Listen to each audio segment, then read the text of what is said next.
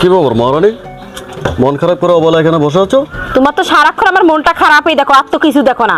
আর তোমার মা যা অত্যাচার করতেছে আমার এই বাসায় 1 সেকেন্ড থাকা সম্ভব না। হয় তোমার মায়ের একটা ব্যবস্থা করো, না আমার একটা ব্যবস্থা করো, দুটার মধ্যে একটা করো। হয় এ বাড়িতে আমি থাকবো, হয় তোমার মা থাকবে। এখন তুমি কি ডিসিশন নিবা এখন নাও।